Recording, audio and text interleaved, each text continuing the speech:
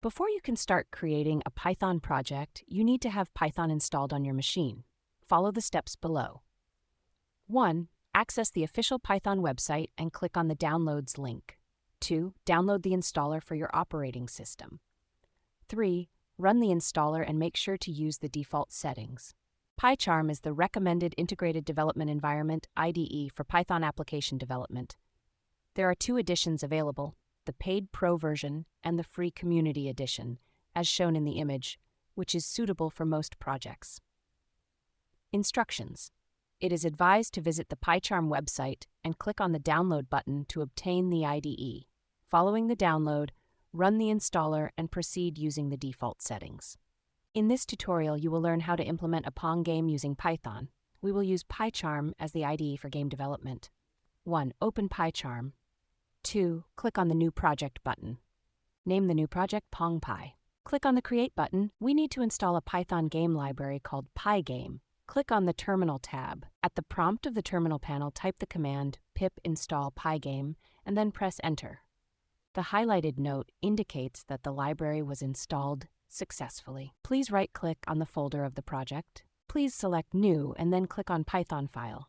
Name the new file main and press Enter. Please type the highlighted code. This code will set up the Pygame library as the first step.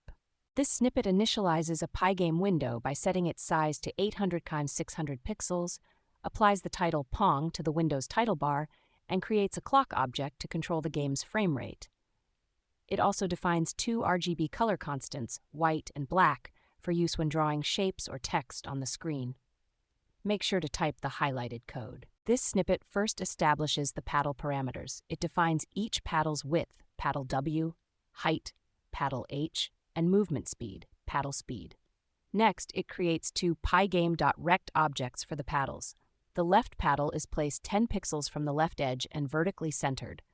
Height, paddle H, 2, while the right paddle sits 10 pixels in from the right edge, width 20 at the same vertical center.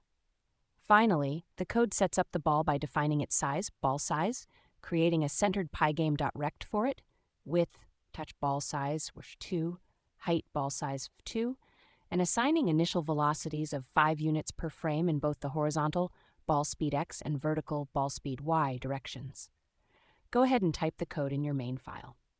Type the code highlighted. This is the loop skeleton. This code keeps window responsive and listens for quit.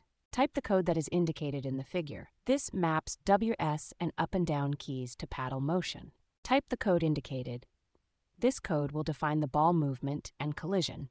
It will make the ball bounce off walls and paddles. I removed some unnecessary empty lines to make it easier to read. Type the code highlighted in the image. This code returns ball to center when it leaves the screen. Type the new code shown here.